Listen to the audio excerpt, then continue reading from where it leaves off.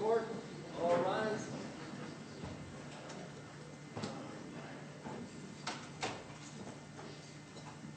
Please be seated.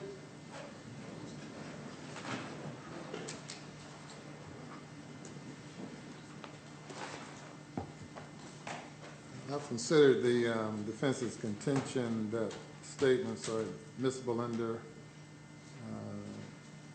provisions of evidence 803, 2 and 3 as excited utterances, and then mental, emotional, or physical condition. I find it compared to the rule that excludes it and the case law of the state, it's not admissible under those provisions, and I sustain or grant the state's motion to eliminate as to those things as well, those provisions as well. As our witness. You can bring the jury.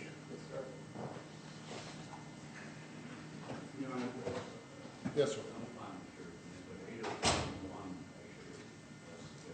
Yes, sir. And it's just not admissible. According to the law and my view of things, and the rules as well. Sergeant.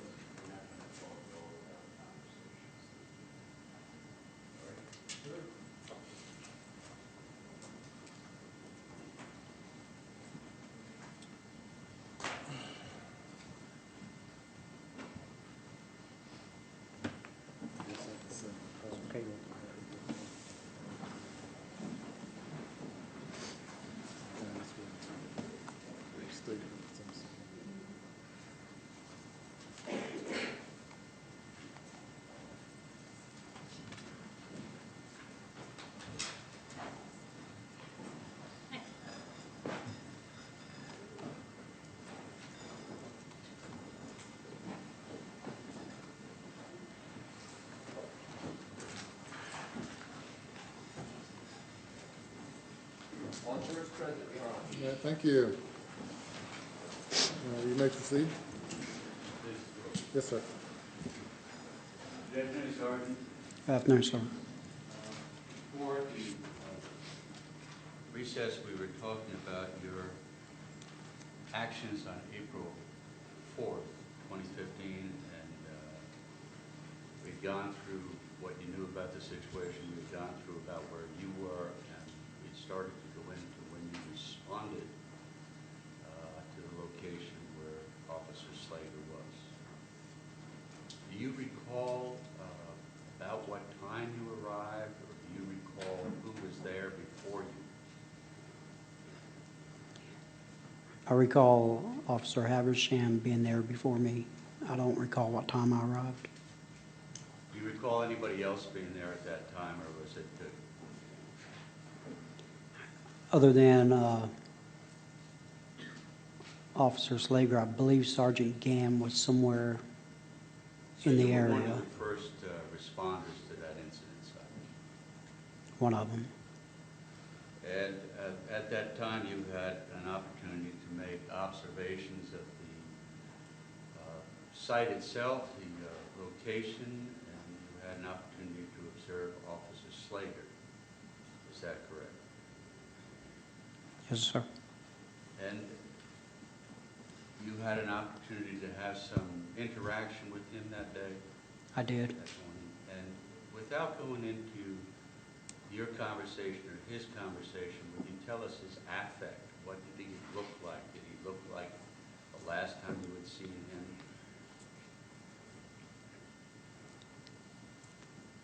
No, he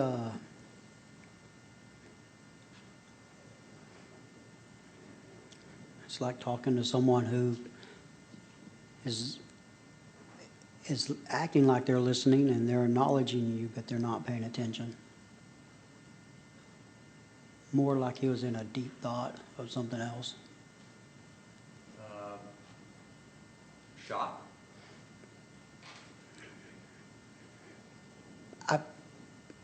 I really don't know what it would be like to be in shock, but I could talk to him. He would yes, no, but I don't think he was fully paying attention or focusing on what I was saying. Lights were on, nobody was home. There you go.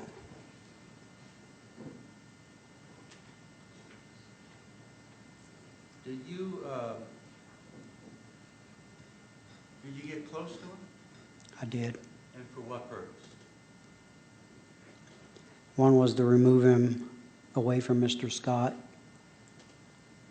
Another was to remove his weapon and secure it. The other was to place him in my unit, to remove him so no one else could come up and talk to him. With respect to the second reason you gave the jury, would you go into more detail? Removing his weapon? Yes, sir. Absolutely. I was taught when an officer's been involved in a shooting incident, you always want to secure their weapon. That way they don't reload it, they don't unload it, they don't, use it for something else. It's part of it's evidence to the incident. We want to make sure it's secured. And where did you put the weapon? I secured it in the trunk of my vehicle. And at the time you removed the weapon, was Officer Slager angry or acting out or in any way aggressive? He was not. And the purpose, again, for removing the weapon was to secure it? To protect evidence. And was the weapon ever returned to him? It was. And tell the members of the jury the circumstances of that, please. After my lieutenant arrived, I informed him of what I've done, and he, shortly after, he got with me and had me return the weapon back to Officer Slager. And do you know what happened to the weapon after that? I do not. Have any contact with it? Did you have any responsibility in providing the uniform or the equipment that Officer Slager had that day to secure it? Shirt, pants, duty belt, whatnot. Did you have any role in that? No, I do not. Did anybody ask you about that? Not that I recall.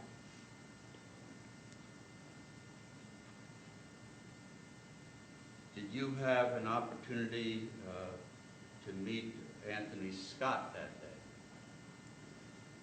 I did. And would you tell the jury the circumstances of what that was, if you took any actions, what those actions were, and at whose direction those actions were taken? I did. I met Mr. Scott on several occasions. The second incident where I met him, he had cut across a closed used car lot, parking lot, and was holding a cell phone up as if he was documenting the incident. A member from SLED advised he would need us to get that cell phone. We approached Mr. Scott, and he turned the phone over to me. Was that your choice? That was at the request of the SLED agent. Did the SLED agent request you to engage or have any of the people under you engage in a search of the area that day? They did not. Pay the court's involved.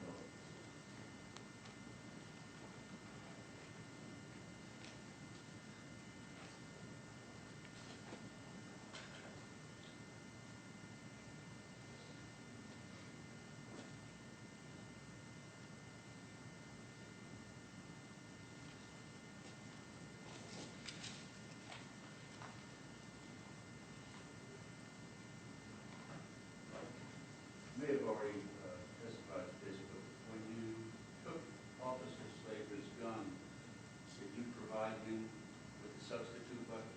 I did. Kindly answer any questions that the prosecution. From the state. Sergeant Webb. Alabama orange juice. What is that? Ability, opportunity, and jeopardy. And that's what you use to remember AOJ and what it takes to use deadly force, right? It is. Ability to do what? Whose ability to do what? The suspect's ability to harm me or someone else. Opportunity. Opportunity for That's the suspect to hurt you or someone else, correct? and the jeopardy that you or someone else is in. Yes, And that's how you remember the deadly force assessment. it is. Alabama orange juice. Absolutely. That's all I have. Thank you, brother. Thank you, sir.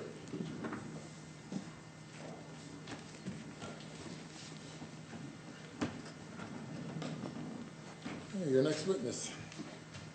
Eddie Frieders.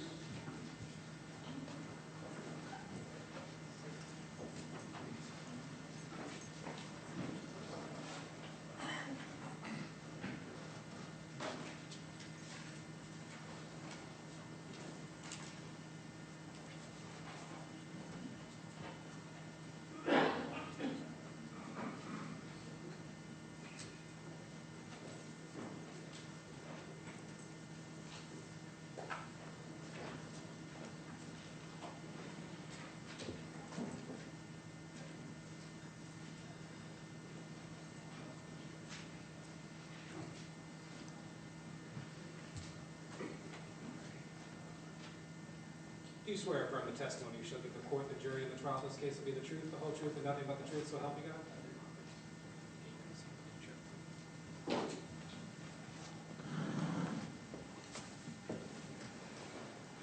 Please state your first and last name, and spell your last name loudly and clearly for the record. Eli Driggers, Jr. And your question again, sir? Last name, spell your last name. Driggers. And I apologize for my voice. I've been fighting the cold this weekend, Judge. You're on notice, folks. Yes.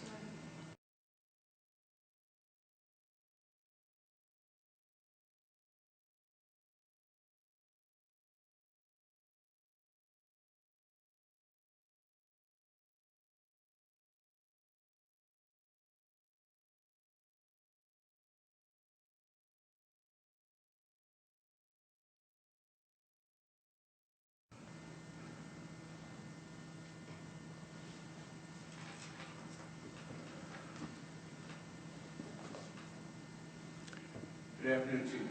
How are you? I will, I don't know how to do it, but I'll try to be as sensitive as I can to your voice, but we do need the jury to hear some of the testimony, which I hope you can offer. Yes, sir. I'll do my best. If you would, for those who may not know you, tell us who you are and what your present occupation is. I'm the chief of police with the city of North Charleston. That's my job. I'm locally, I was born in the city of North Charleston and raised there as well. You were born in an area that became the city of North Charleston. Yes, sir. And tell us about your education and your background in law enforcement, and basically just the highlights of your career, if you would. I was sworn in by Ed Simmons in 1975 at North Charleston, and served there until I joined the Charleston County Police Department in 1986. The sheriff's office took over there, and I served until 2006 and retired as the assistant sheriff with the Charleston County Sheriff's Office. I have an associate's degree from Trident, and have worked towards a bachelor's degree. I left the sheriff's office and became a chaplain with the Coastal Crisis Chaplaincy, and then left the chaplaincy after I was tapped to become the North Charleston Police Chief. That'll be 4 years ago, January. And you've attended a number of schools and training matters, and actually became a trainer yourself, is that correct? Yes, sir. And so part of that would be a training instructor for the South Carolina Criminal Justice Academy? Yes, sir. Critical incident stress management? Yes, sir. National Incident Management System, I'm not a trainer in that. I've been to school for it, yes, sir. and you're a member of the International Association of Chiefs of Police, Yes, sir. South Carolina Police Chiefs Association, Yes, sir. Fraternal Order of Police, Yes, sir. and the International Critical Incident Stress Foundation. I believe I'm still current in that, yes, sir. And in 2012, Chief Riggers was ordained as a deacon. Yes, sir.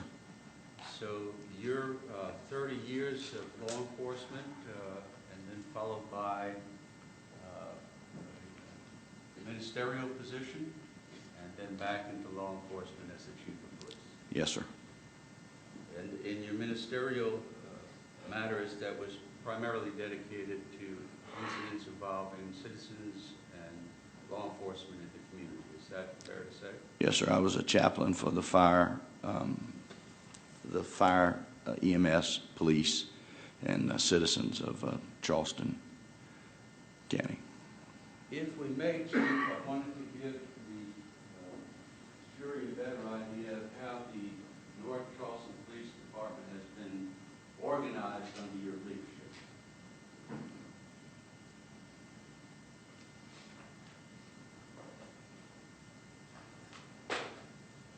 Would you please take a look at Defendant's Exhibit number 64 and see if that is an organizational chart that the North Charleston Police Department provides to the public in terms of the organization of the department.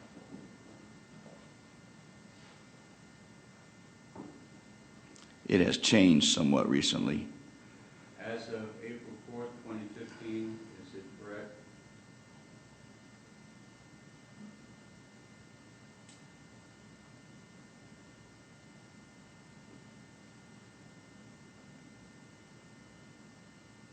I believe that it is, yes, sir. And if we could put up, excuse me, that's Defendant 64 would offer that evidence at this time. No objection. Submitted. Okay, could we put page 1 of 64 up on the monitor, please? If you would take the jury through the layout as of April 4th, 2015, the chain of command for the police department.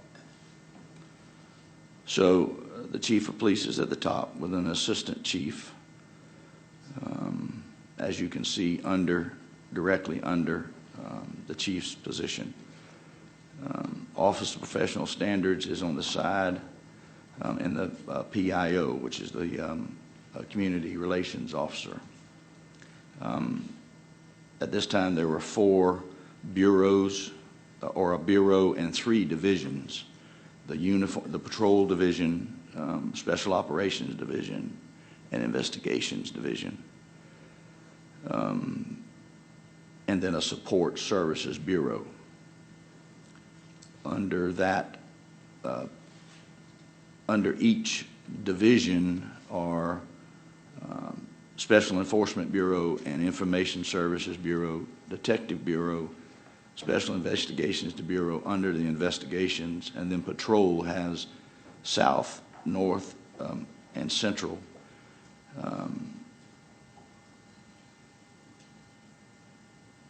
And so the Patrol Division is one of the 4 divisions of the police department at that time.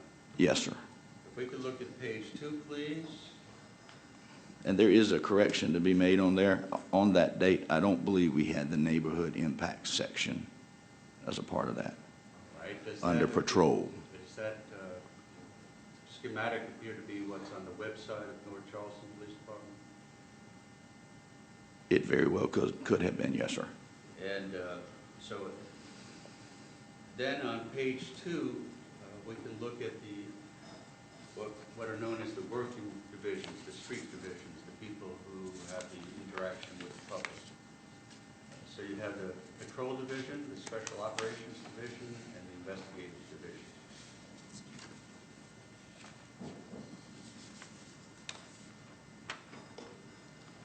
Yes, sir. And then under the Patrol Division, if we could look at the next document.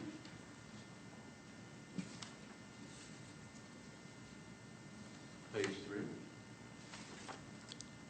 That is number 3 here. Mr. Ackerman, do you have page 3?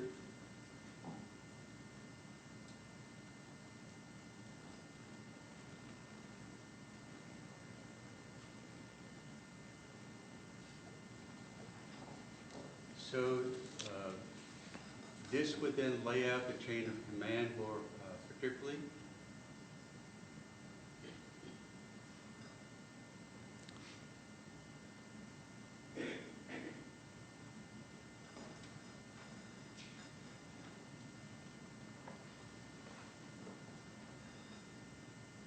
Yes, sir.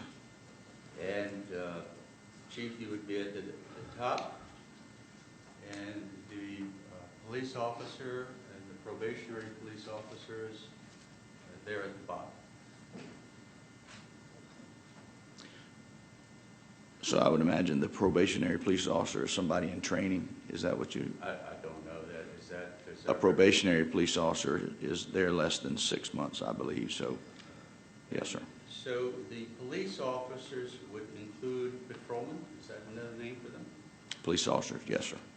And then anybody above police officer would have some supervisory power or management power. Yes, sir. They could be senior on a certain call. Yes, sir. And if we could look at State's Exhibit 65. Excuse me.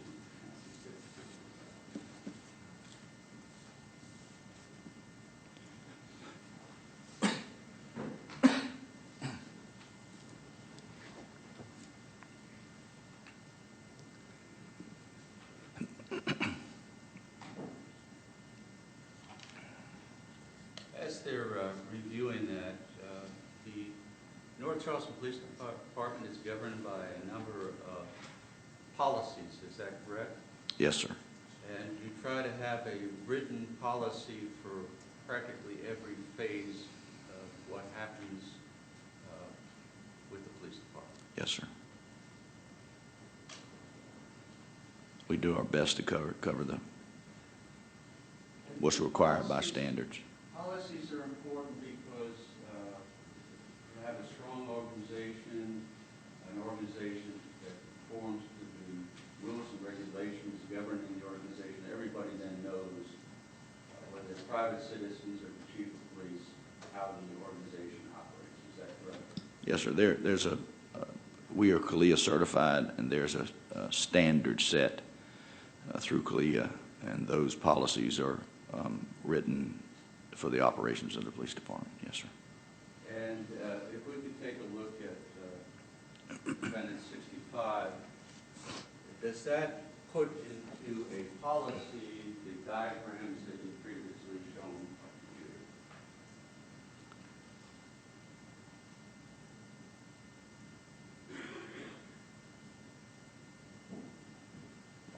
Yes, sir. And Your Honor would offer that as Defendant 64. Submitted. If, Mr. Ackerman, we could look at that policy and please bring it up so that we can all read the top of it. So the policy of the police department is to allocate and distribute personnel to maximum effectiveness by making a determination of service demands. Is that correct?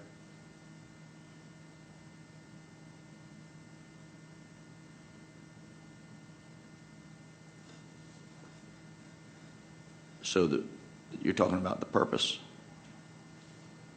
The policy itself is to provide, to allocate resources so that the community has the responsive, proactive, and professional law enforcement services that they pay their taxes for. Yes, sir, to the best of our ability.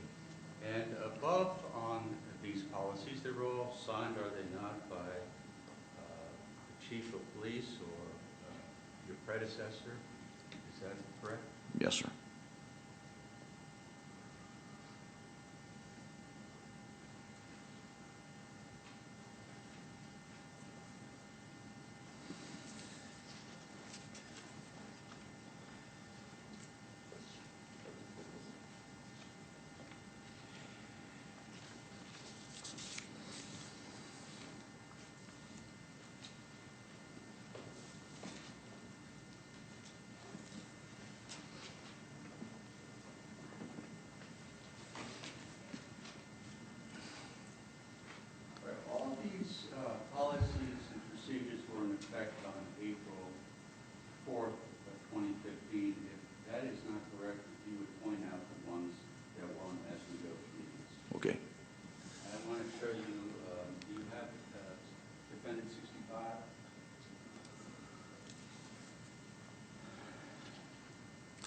Is that marked Defendant 65? Yes, sir.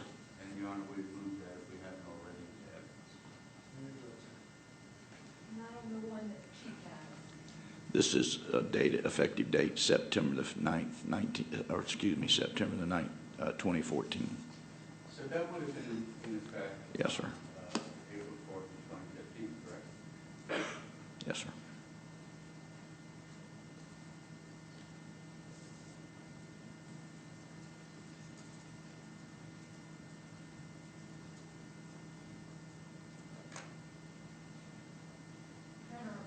Defendant 66, we reject the relevance grounds, not on authenticity. So let's stick to 65. And, if you would look on page 1, section 3, subsection B, number 3. If we could please blow those up so that the jury can see that.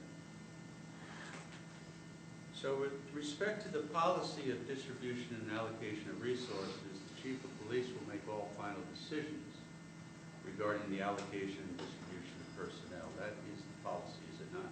Yes, sir. And that was a policy in effect on April 4th of 2015. Yes, sir, by the date, I believe that it is. If you would look at this document, Defendant's Exhibit 66, and see if that policy was in effect on April 4th,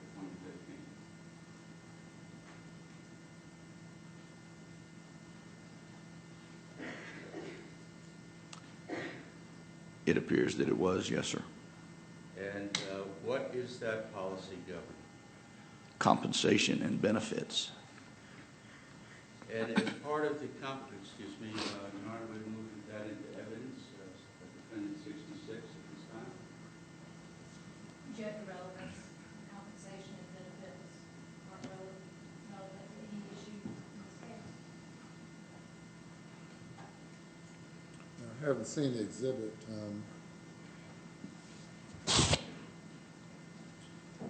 Does the Defendant's 66 govern such things as leave and sick leave, vacation, that sort of thing?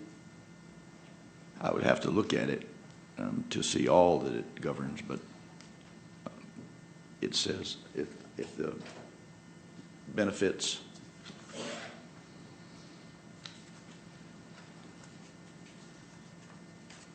I'll get it back to you.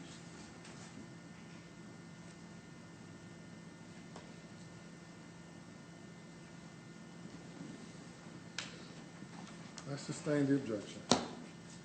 So on April 4th, 2015, would the patrolman working for the North Charleston Police Department be governed by a policy that's entitled compensation and benefits?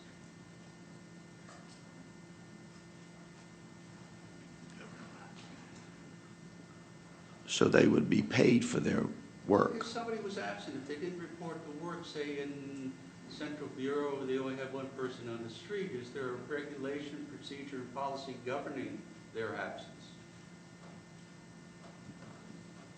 Again, I'd have to look at the policy to say that specifically. But if somebody asks for, if what you're getting at is somebody asks for annual leave or sick leave or something like that, they can be given sick leave or annual leave. And there's a policy that governs that. And there was a policy governing that on April 4th of 2015. Yes, sir. And that would be one of policies governing, as we said earlier, all aspects of the police department. And I want to show you the Defendant's Exhibit 67. Thank you.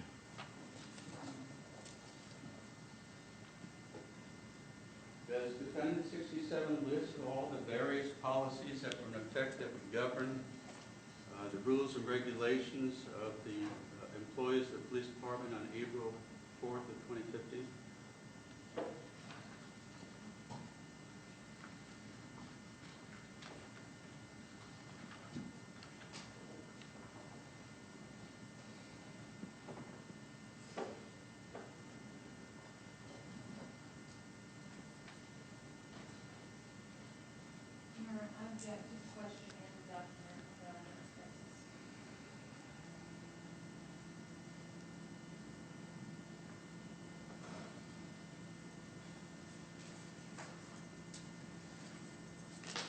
Ladies and gentlemen, I'll have you step out for a minute or two.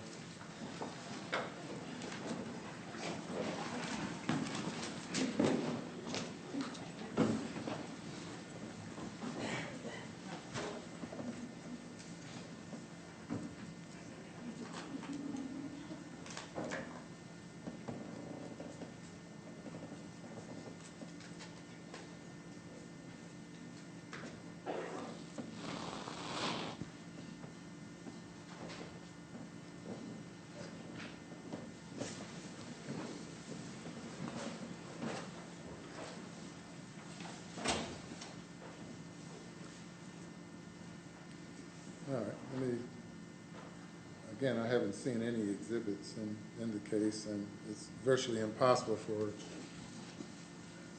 any judge to rule on any exhibits without seeing them.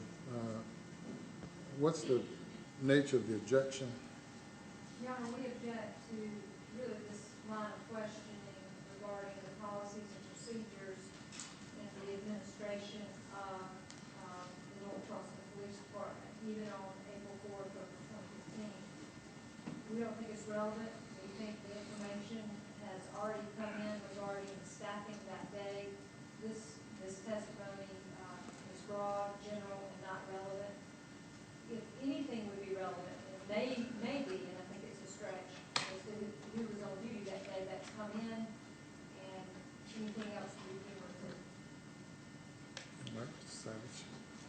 Your Honor, this charge of murder arises from the employment of Officer Slager on April 4th of 2015, and he was subject to all these policies and procedures that we believe are relevant. We have not asked every policy and procedure, but only those ones that we believe are relevant to the actions taken by Officer Slager on that day.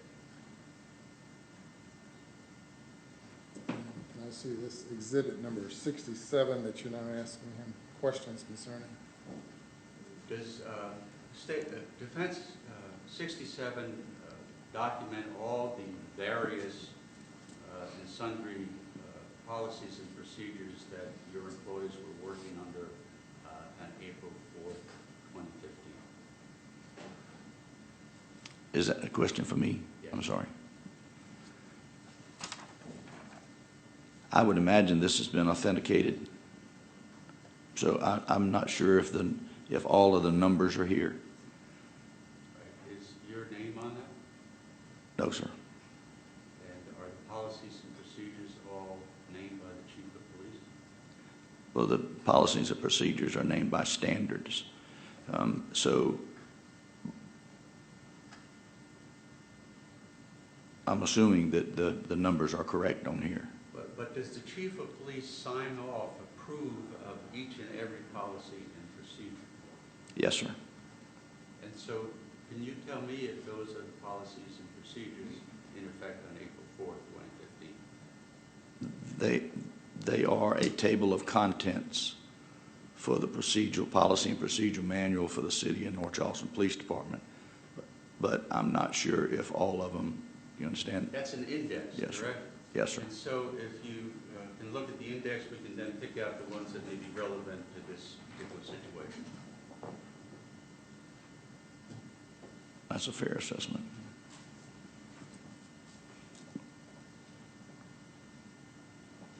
Would you like to see this, Your Honor?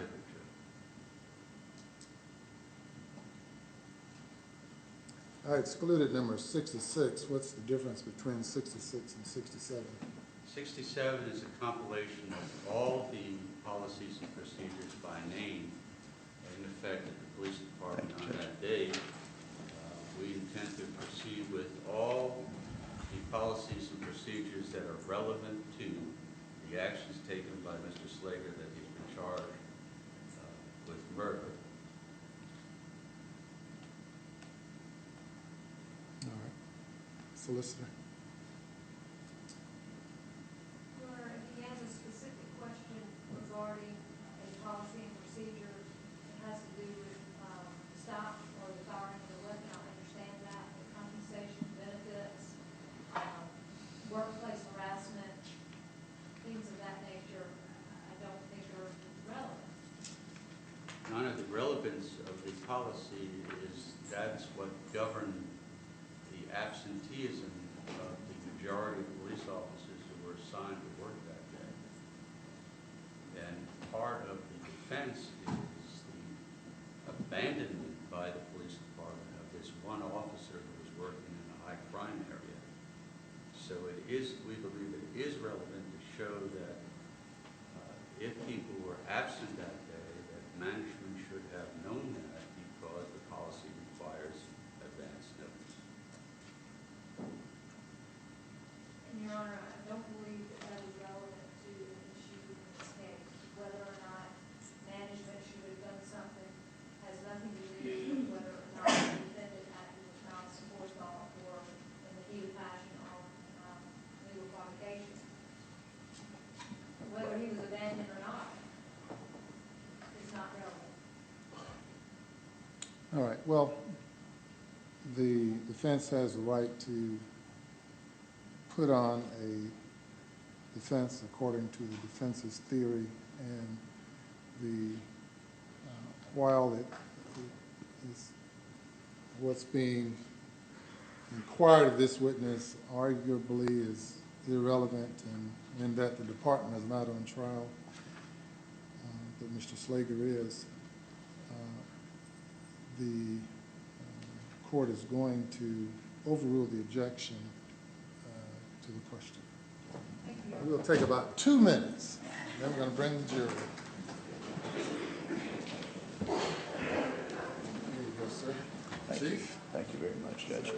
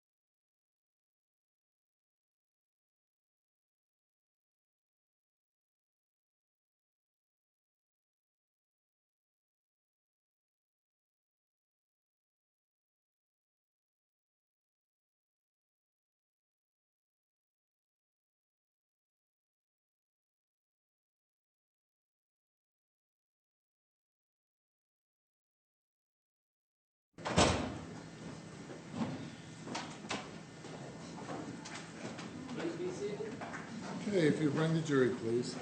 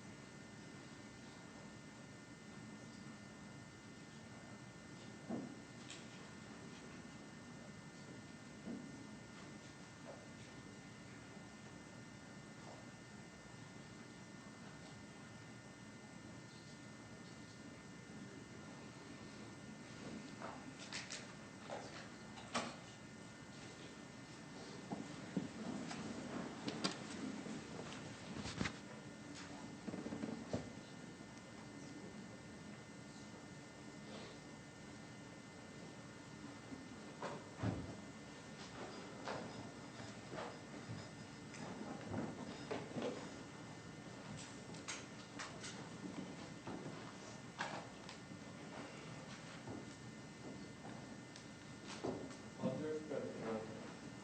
Very good. Objections overruled. Thank you. Chief, a lot of policies and procedures, and I'll try to speed this up. All of that is for accreditation purposes and to ensure that everybody knows what the role is and what's permissible and not permissible. Yes, sir. Police departments are sort of quasi-military. Is that a fair statement? Yes, sir. Chain of command. The way it's set up. And so policies govern everything, and the number of employees, of course, that you are given the authority to allocate is restricted by a budget. Yes, sir. And would you remember the budget in 2014, 2015? A roundabout figure, probably, Let me just give you a document to refresh your memory. We won't put it into evidence unless the solicitor wants to. But to refresh your memory, in 2015, all the departments in North Charleston are allocated certain financial resources, and then you as the chief of police, with others, agree to how to allocate that budget. yes, sir. And in 2014, 2015 fiscal year, how many personnel were authorized to be allocated by your office? The number on this document is 415. Is that the budget for that year? This is the appropriations by activity general fund fiscal year 2014-15. Ed, I want to show you another document and ask you if you can identify this document.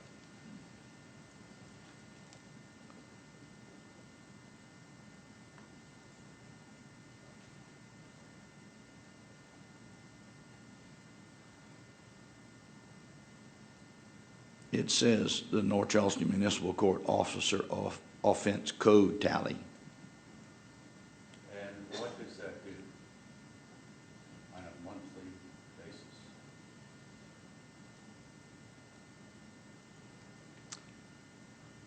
This is the first time I've seen this document, but I would imagine it tallies. Object to this testifying about a document that he's not familiar with, doesn't know his purpose.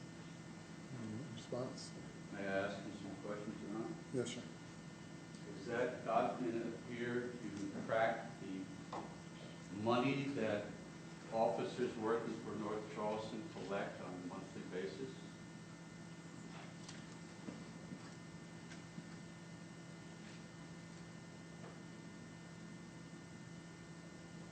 And specifically Officer Slager, November of 2014, does it document how much money he brought into the city? So there are, I would imagine this under name, there is an amount of cash. He's imagining and drawing conclusions. I about object to the the talking objection. All right. I sustain the objection, both objections. Does the city of North Charleston track the money brought in by individual officers?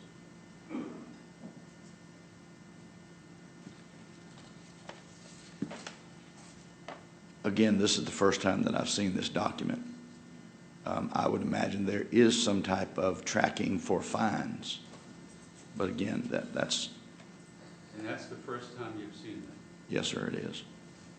So you wouldn't be in a position to tell what Officer Slater's contribution is financially to the budget of North Charleston? No, sir. And of course, there's no pressure put on any of the officers employed there to make certain goals or to produce certain amounts of money.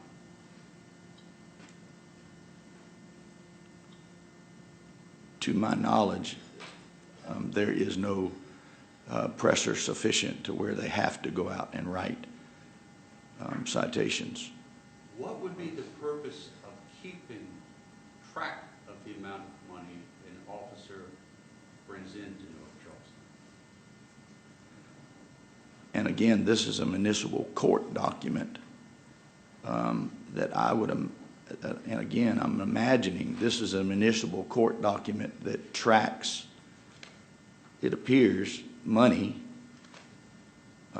And I would assume that there needs to be some type of tracking for the amount of money that is brought into the city by officers. As part of the budget process. Again, I've not seen this document, so I don't know that this factors into the budget or how it factors into the budget. But you could look at the budget and see income from fines and whatnot as it applies to the budget for the North Charleston Police Department.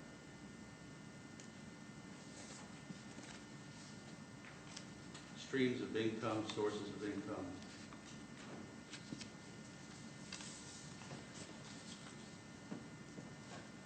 I don't believe that the budget document shows those streams that I see. Well, federal grants, taxes, Yes, sir. fines. Understand. Yes, sir. The police officers in North Charleston have a specific description of what their job is, specific duties and responsibilities. Is that correct? Yes, sir.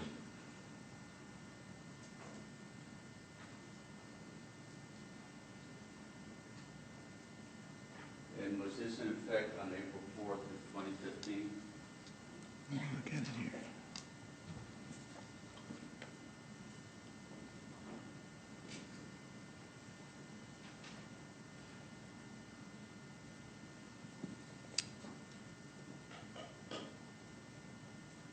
Well, this says job description, May 2003, and I would imagine that's when Archer Company did the study, and this is a general job statement.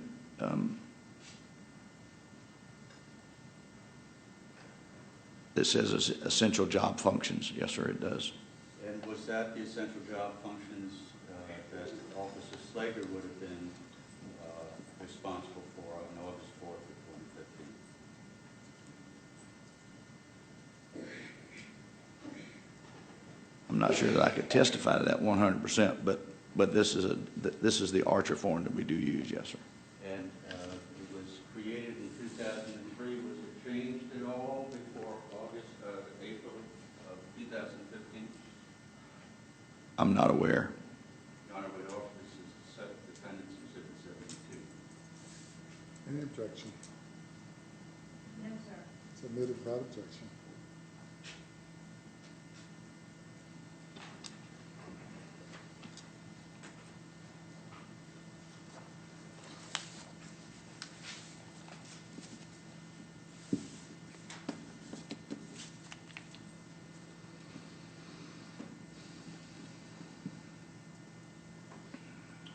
So the specific duties of a patrolman included on April 4th, maintaining public order, responding to calls, apprehending, arresting, detaining criminals, suspect, law violators, transporting prisoners, providing testimony, presenting evidence, responding to citizen inquiries, complaints, and requests for assistance. Could we see it, please?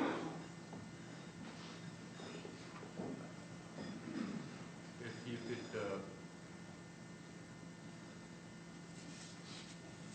and that will be in evidence, but basically that's the general statement of the job and what the responsibilities are. Is that correct? Defendant 72.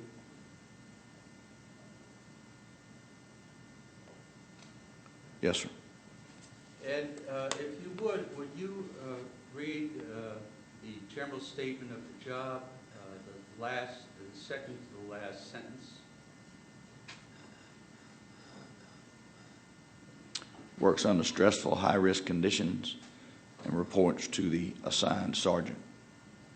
And what does that mean, working under stressful, high-risk conditions? Just that. Law enforcement is a fairly stressful and can be a high-risk occupation. And I assume that's why when patrolmen get up in the morning, they wear specialized equipment. Is that correct? They do, yes, sir.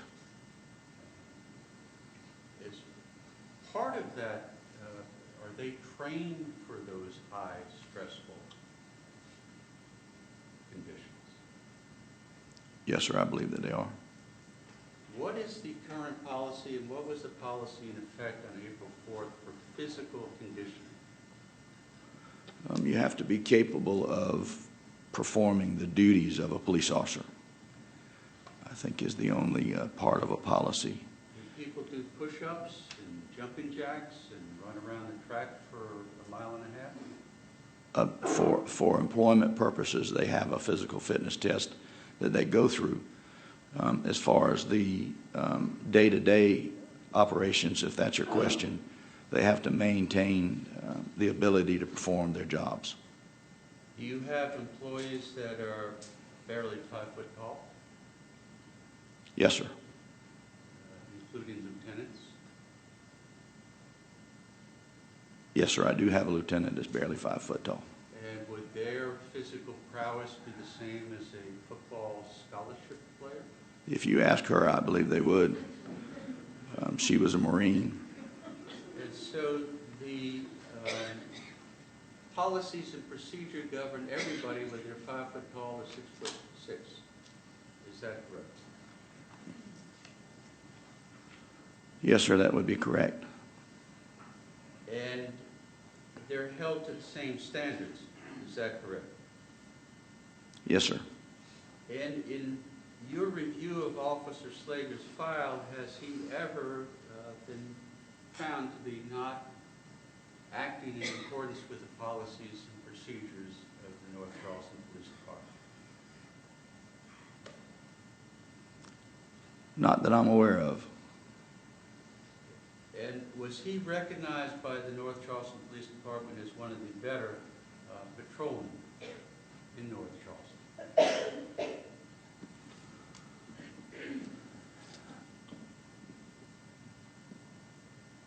I'm not sure that he had any, I can't remember specifically I giving him any accolades as being one of the better patrolmen. Letters from the public and some of them whom he had arrested. Are you aware of that? Not specifically, no, sir. Are you aware of a handwritten commendation from the prior chief of police? No, sir. You're not aware of it? No, sir. Now, with respect to April 4th of 2015, the people who may not have been present that day are governed by policy and procedures on sick leave. Is that correct? Yes, sir. And others that may have been absent because of Ames training substitution, that's governed by policy? Well, Ames training, the sergeant and lieutenant has the authority to move people around as they see fit. Yes, sir. And people who may have been working off-duty employment assignments, governed by policy and procedure? Yes, sir. And that policy and procedure is that they're not permitted to work off-duty if it would affect the manpower on the street. I'd have to look specifically at that policy for that verbiage.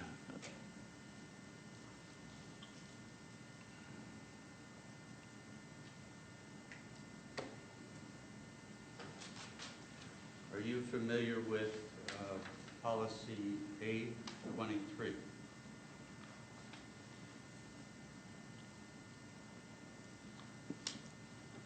I am familiar that there is a policy A23, but I don't know the name of it off the top of my head. No, sir, I do not. May I approach and ask you to refresh your memory Yes, sir. regarding when people may work in off-duty jobs, if there's any restriction on that?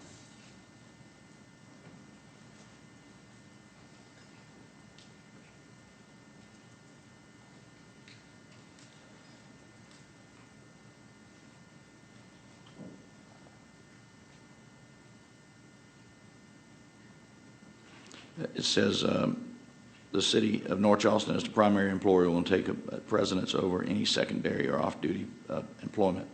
When called upon the department due to an emergency situation, employees will leave any secondary or off-duty employment and respond as needed. And there's a restriction on the number of hours? Yes, sir. And they're restricted if there isn't sufficient personnel on the job.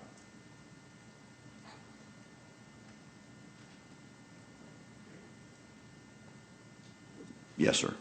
I would imagine that a sergeant and lieutenant would put that stipulation on there as well. And if the sergeant himself was working in an off-duty position, who would govern the enforcement of that policy and procedure? There would be another sergeant to run his squad for him. Do you know whether that policy was followed on April 4th, 2015?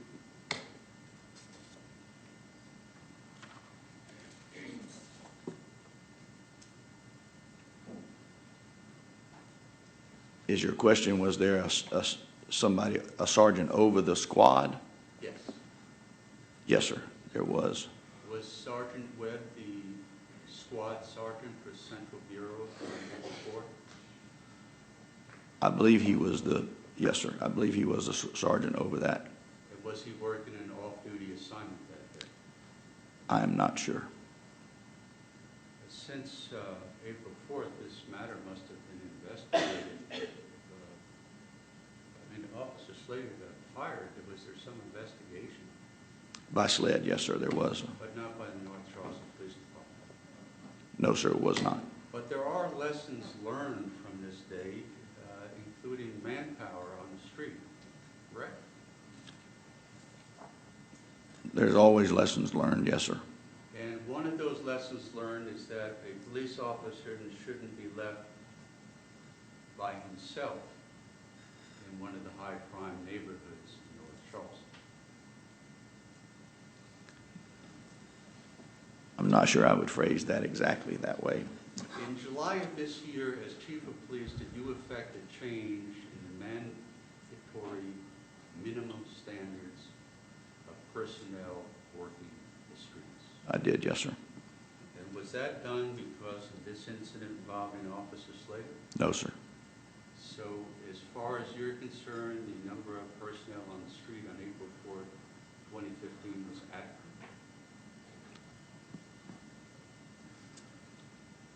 So if I recall, there was a lieutenant, 2 sergeants, 3 in in Central, 3 in North, and I believe 2 or 3 in South. Is that correct? I don't know. On that day, the sergeant, lieutenant, I would assume, felt that it was adequate. And, do you now realize that there was 60% absenteeism in the Southern Bureau? If you'd show, there is a document that I have seen. I'm not sure of the exact. Would it be 60%?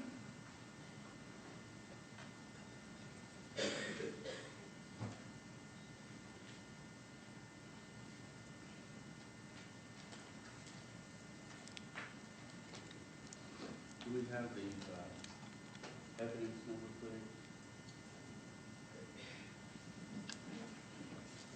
Can you put it up, please? Mr. Atkins? Is that the document you're referring to? Yes, sir. And the South Bureau, I think the jury is familiar with the geographic area, but it's the area closest to the city of Charleston.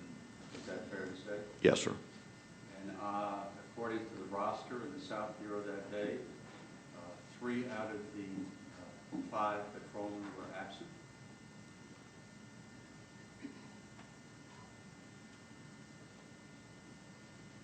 Yes, sir. That appears to be.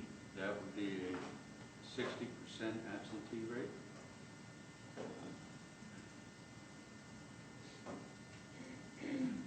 Correct? Right close. And can we look at Central that day, please?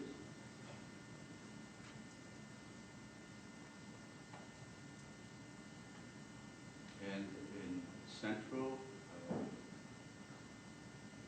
there was a sergeant who was out that day, and then of the patrolmen, there was a 50% absentee rate that day.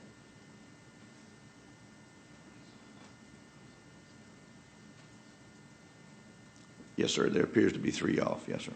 And those are the official documents of the parties working on April 4th, 2015. Those would have been filled out by the sergeant specifically for patrol. But the sergeant wasn't there. Probably filled out by Sergeant Gann. Now, with respect to the South Bureau and the Central Bureau, it's our understanding they were divided up in zones. Yes, sir. And within those bureaus and within those zones, there are designated COMP, SDAT areas. CompStat. Yes, sir. And that's based on a computer evaluation of the need for personnel. Crime stats and those types of situations. So to preserve the good order of the community in those locations. Yes, sir. And in the Central Bureau, under your leadership, was an area designated as Charleston Farms, always at the top of the list, or at least on the list of high crime CompStat areas. That's probably a fair assessment. Yes, sir. And particularly in April of 2015, Charleston Farms was the lead CompStat area in the Central Bureau. Is that correct? I can't say that for sure, but I can say that it is a problematic area. Yes, sir. Okay, let me give you these documents to see if it would refresh your memory.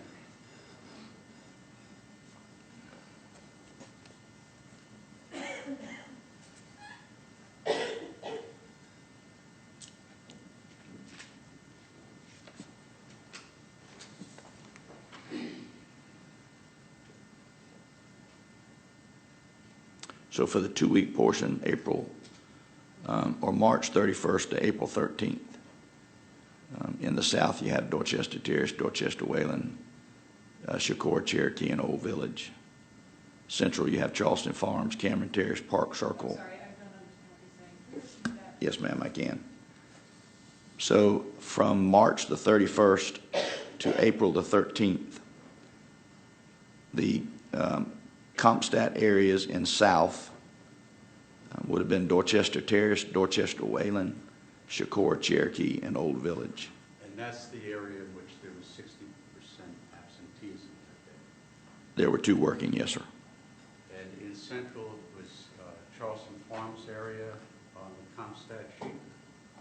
Charleston Farms is on the Comstat sheet for central. And if we could look at the zone map, please, for central, particularly zone 4.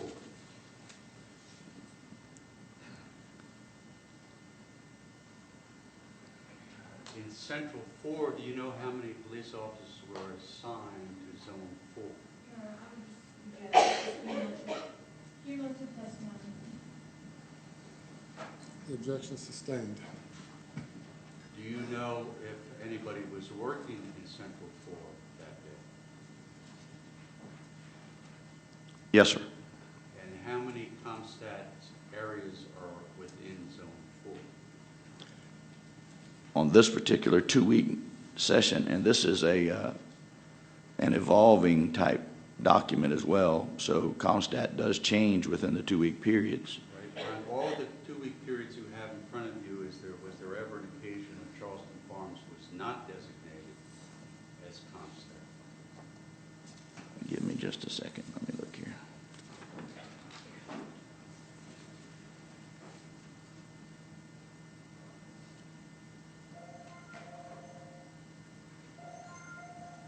It is on all of them, yes, sir. So of all the Comstat areas, the consistency of Charleston Farms was always there, correct? In central zone 4. Yes, sir. And that is why 2 officers were assigned to that particular area. Yes, sir, could be. And on that day of April 4th, did the Consolidated Communications Bureau advise those officers working in the city of North Charleston where to respond and for the reasons to respond? They would have given them their calls for service, yes, sir. And could a sergeant intervene and overrule the directives given by the Consolidated Dispatch? If a sergeant chose to, yes, sir. As far as a priority of a call, if that's what you're asking. And in terms of priorities of calls, are retrieval of iPads for tourists a high priority? I would say not. No? I would say not, yes, sir. And it's something that a community service officer could accomplish?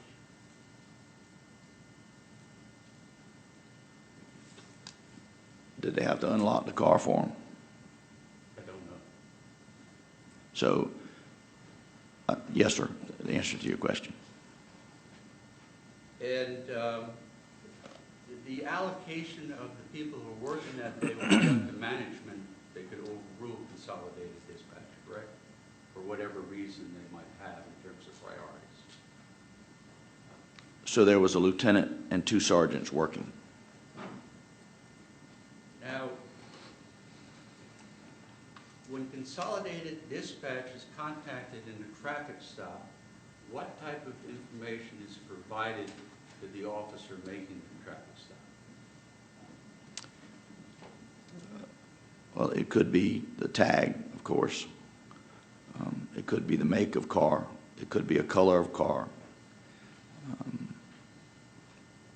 It could be occupancy, if it's known.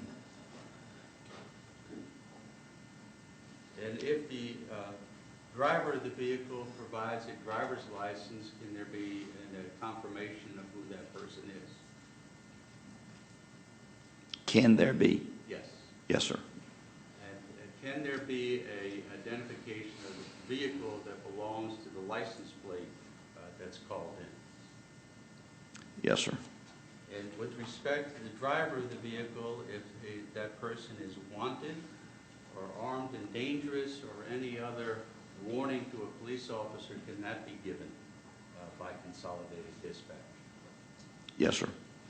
And if somebody has a caution out, would that be given by consolidated dispatch? If there's one and the consolidated dispatch knows about it, yes, sir.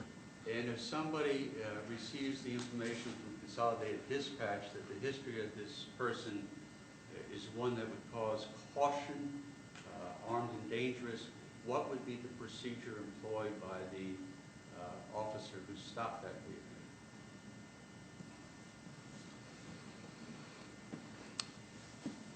Certainly to use caution while you're handling the individual. And would that typically mean waiting for a backup? It could if one is available. And do you know whether consolidated dispatch ever communicated with Officer Slager regarding the stopping of Mr. Scott on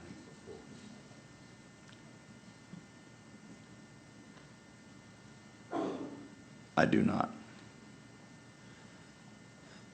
Now, with respect to the training at North Charleston, I understand that there is a continuing training program for patrol. Yes, sir. And it consists of almost a week every year? 3 days. 3 days. And prior to coming on duty as a certified officer, they're schooled at the academy, Criminal Justice Academy. Yes, sir. And So in the first part of their career. and that consists of training and all police tactics and the law governing police actions and that sort of thing. Yes, sir. And firearms training, Yes, sir. use of a baton or CO gas, and use of a taser. I'm not sure that they train the use of the taser in the academy. In fact, they don't, correct? I don't believe they do. So the training that Officer Slager would have had on April 4th of 2015 would have only come from the North Charleston Police Department? Yes, sir. As far as the taser goes. Yes. Yes, sir. And as far as the use of a taser by an employee of the North Charleston Police Department, is it always documented? To the best of my knowledge, it is. Yes, sir. And as a result of the use of the taser and the documentation, is there an internal investigation on those uses?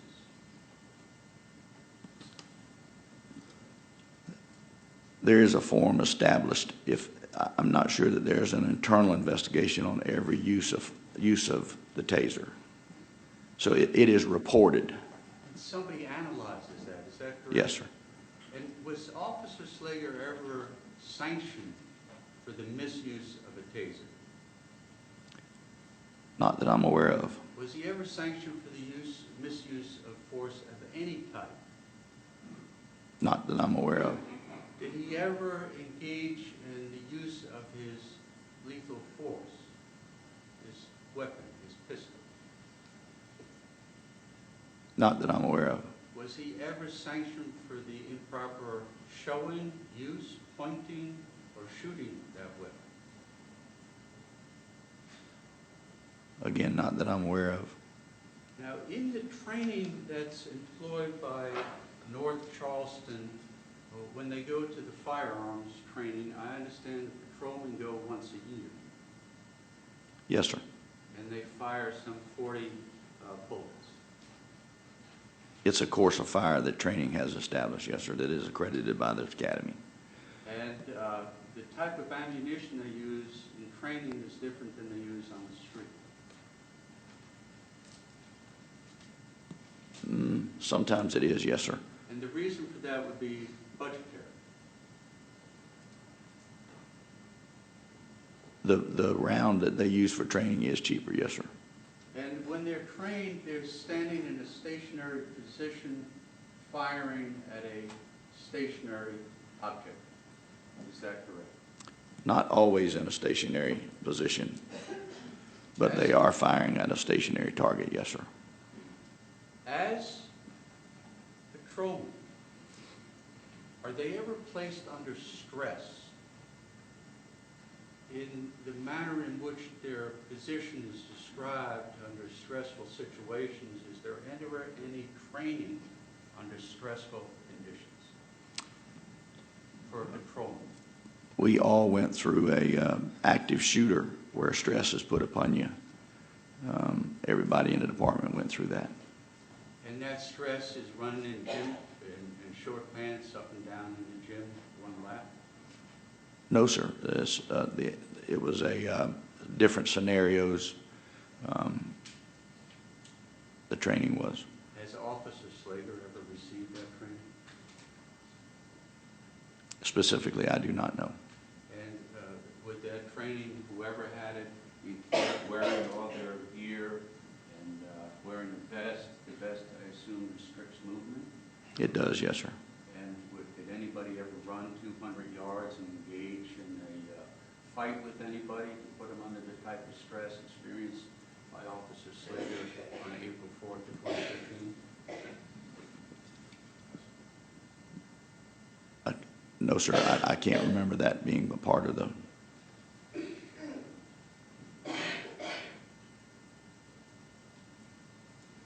In the training at the police academy, are they trained in use of force? Yes, sir. I would assume they are. And as part of that training at the academy, for people who are cocaine abusers. Say that. Ask that again. Is part of the curriculum at the Criminal Justice Academy how to deal with people who are under the influence of cocaine? I don't know that that specifically is addressed, no, sir. Let me present you with a document that may refresh your memory. Well, I would object to questions about general training from the Criminal Justice Academy versus training specific to Mr. Slater.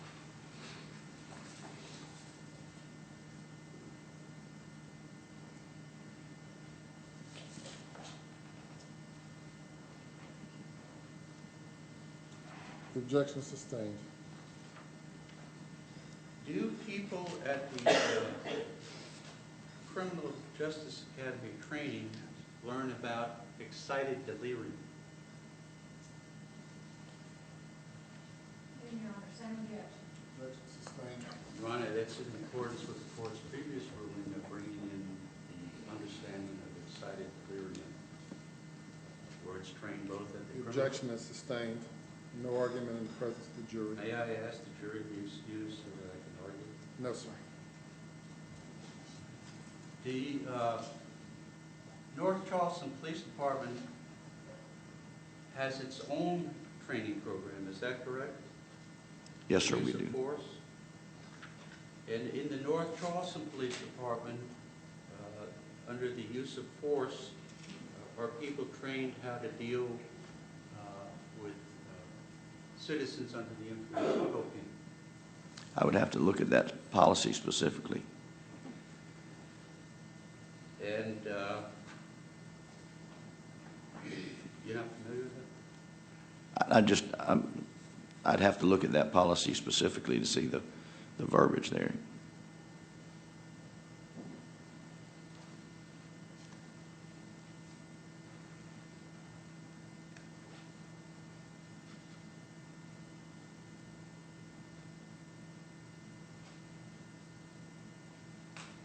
Is the training at North Charleston include the application and use of force? Yes, sir. And is the training at North Charleston include defensive tactics? Yes, sir. And does it include information on the use of force continuum? Yes, sir. As far as the policy is concerned, yes, sir. And if you would you explain explain to the jury how the force continuum operates? What are police officers supposed to do in terms of the use of force? Again, so I can be accurate, could I see a copy of that, please, sir?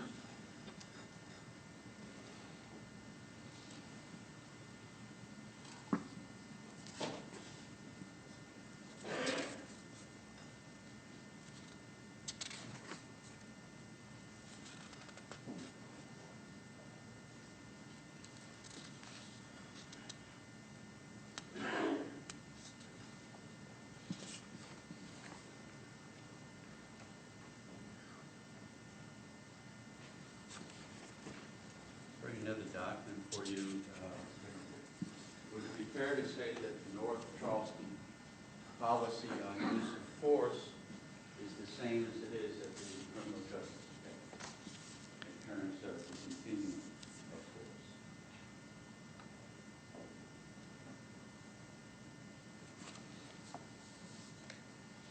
I would assume so, yes, sir. And if you would you tell the members of the jury what the continuum of force means? Hold on just a second.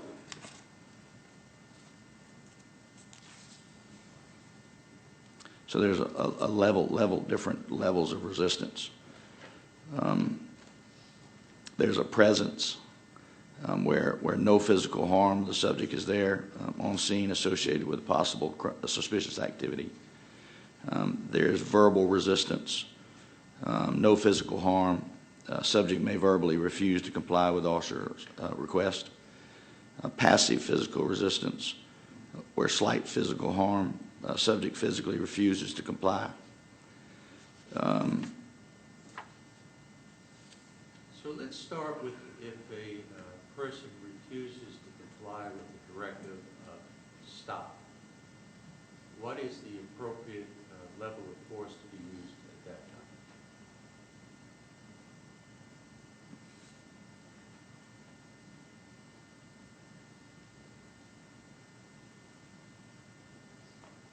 time? Level 2 would be no physical harm.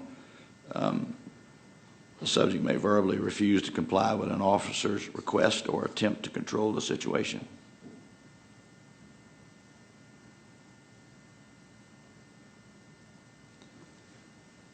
And if the person is not compliant at that level, what is the next step?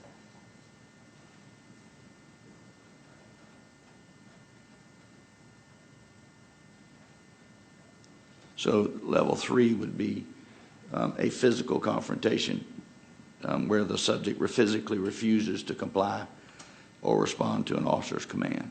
And then what permissible activity on the part of the police officer? Now, it does not, so at that level 3, the subject does not make any attempt to physically defeat the action of the officer, but forces the officer to engage in physical maneuvers, chemical agent, in order to take the person in custody.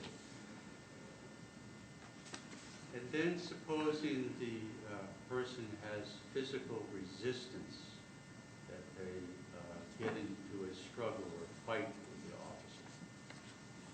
So that level 3 is physical control, slight potential for physical harm. You can use restraint devices, escorts, takedowns, pain compliance, and counter moves, and a chemical air that we carry on our side, which is aerosol spray or agent for level 3. And what is the next level? Level 4 is intermediate weapons. And would that include a taser?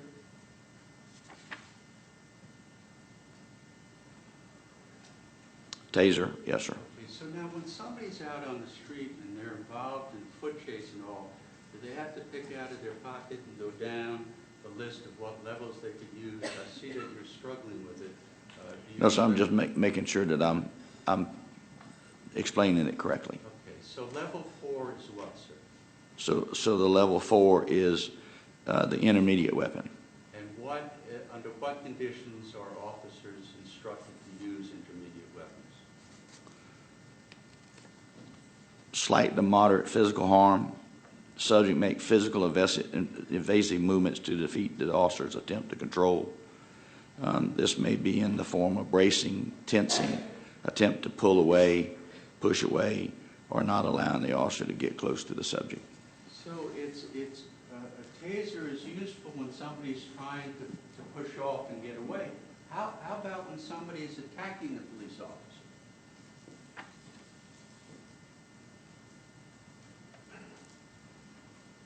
Yes, sir, you could use a taser there as well. And what else can you use? So level 5 is aggressive physical resistance, moderate physical harm. The subject makes overt hostile attacking movements which may cause injury but are not likely to cause death or great bodily harm to the officer or others. Techniques that are intended to stun or render the subject temporarily unconscious or unable to resist, such a strike to major nerve areas. These techniques may be delivered with or without an impact weapon. Empty hand techniques to the vital areas of the subject's body may be utilized in circumstances or situations where actions and subjects constitute aggravated physical resistance, which could result in great bodily harm, permanent disability, permanent disfigurement, or death of the officer. So confrontations with citizens in the community are fluid, are they not? Yes, sir. And they can increase in resistance from running to refusal to obey to physical contact, attempting to get away physically, and then physical contact. All those are steps in the continuum use of force. Yes, sir. And that's what officers are trained how to respond to levels of resistance. Is that correct? Yes, sir. And earlier we talked about the physical prowess of police officers. Is that also part of the continuum use of force with respect to the person you're trying to gain control of? So a person 105 pounds may not require the same level of force, even physically resistant. Yes, sir. Correct? So Yes, sir. It's not an automatic steps. You have to judge the situation. If it's a child or a young teenager or somebody who's disabled either mentally or physically, you don't necessarily go to the force that's approved, correct? Yes, sir. Because it's the reasonableness of the situation, the level of force that you use. Yes, sir. And it's the reasonableness of the police officer who's engaged in that struggle, what level of force to use. Yes, sir. And your knowledge of the history of Officer Slager, do you know that he was engaged in physical confrontations in the past? I'm not aware specifically of them. Yes, sir. Are you aware that he was never reprimanded? Objection, Your Honor. Testified he wasn't aware. It's been asked and answered. Objection is sustained. If he had been, you'd be aware.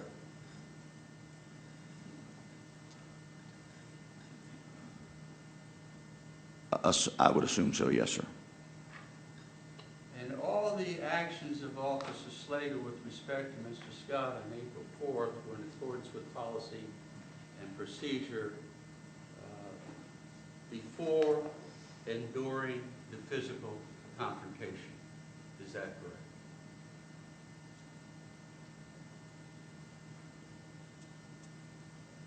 Yes, sir.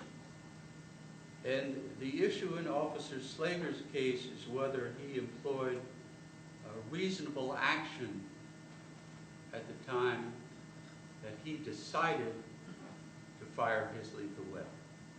Is that correct?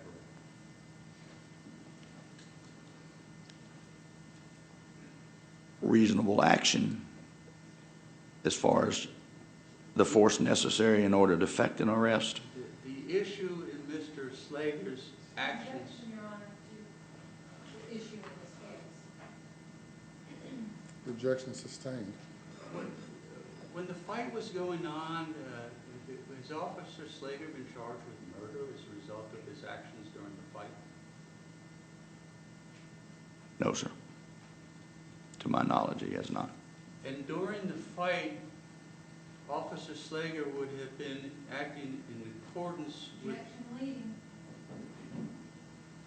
and I believe I'm allowed to lead, given who the witness is. This is your witness, direct examination. And under certain circumstances. No, sir, you cannot lead the witness. Please proceed.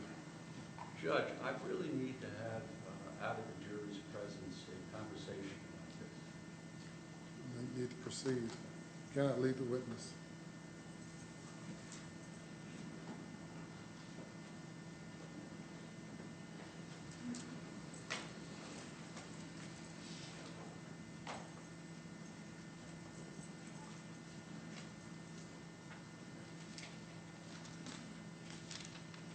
Chief, are you here? Did you voluntarily come as a result of my request for you to come here? Yes, sir. Did you receive a subpoena to come here? Yes, sir.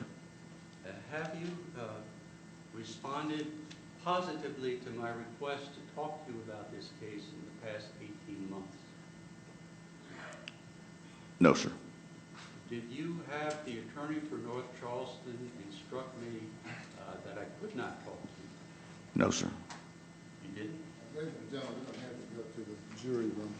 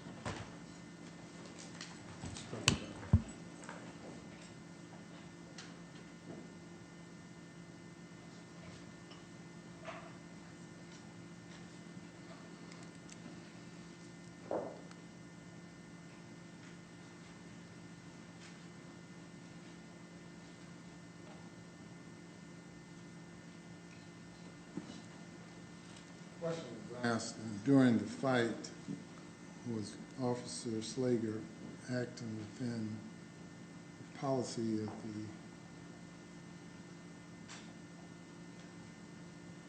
North Charleston? And during the fight, Officer Slager would have been acting in accordance with, and then there's an objection to leading. The court sustained the objection.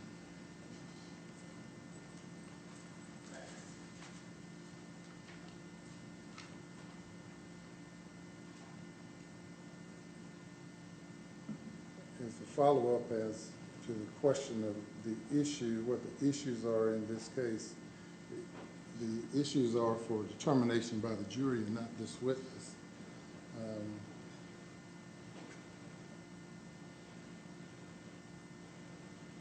The objection was that you're leading the witness. I sustained the objection. You want to lead the witness because he's identified with the prosecution, I imagine. So I hear you on that issue, Mr. Savage. Your Honor, thank you. Rule 607 governs who may impeach.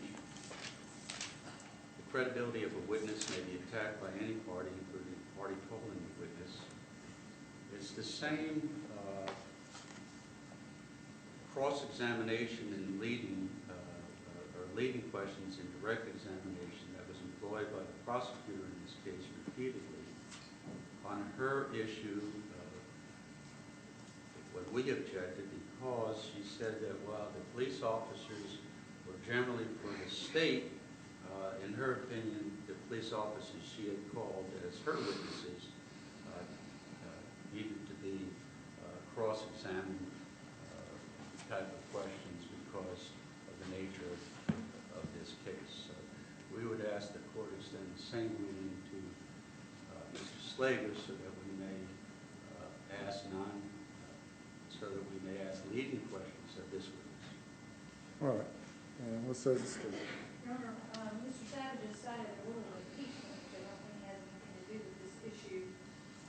What we sought to do appropriately was leave witnesses under 611C, because the witnesses were the defendant's friends, co-workers, colleagues, and we believed that it was appropriate because they were identified with him. There has been pretrial testimony regarding this witness and the defendant.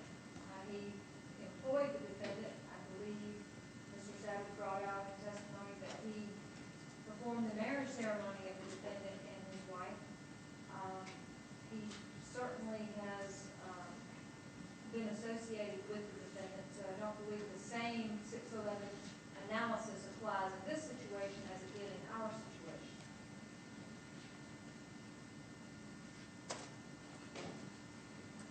Mr. Savage. 607 is appropriate if this witness does not say that he was in compliance with policies and procedures during the fight.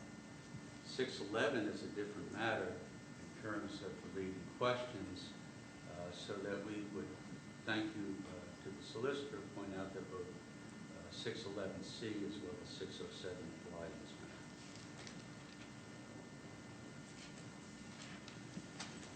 matter. You're arguing that you're seeking to impeach this witness?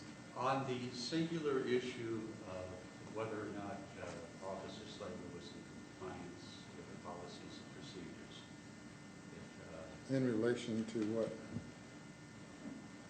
the actions taken by Officer Slater during up from the traffic stop up through and including the fight, as I think I asked, it was before the shooting began, or before the decision was made to shoot. All right, yes.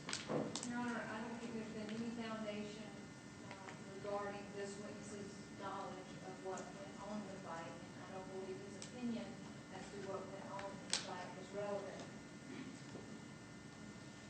I sustain that objection. I do not believe it's within the province of this witness to speak to that or any of the ultimate issues for the the jury has to determine in this case.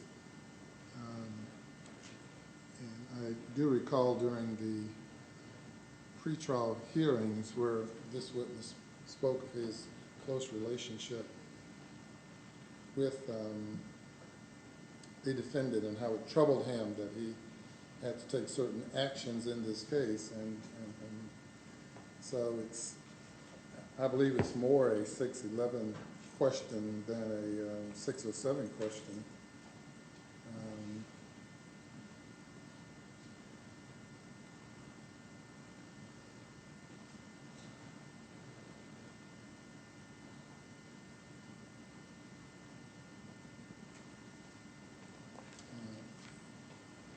You've had an opportunity to extensively examine this witness,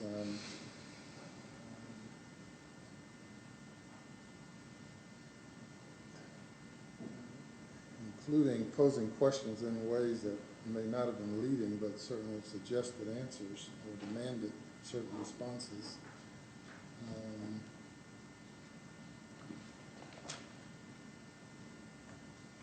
So I sustain the objection. We'll take a few minutes.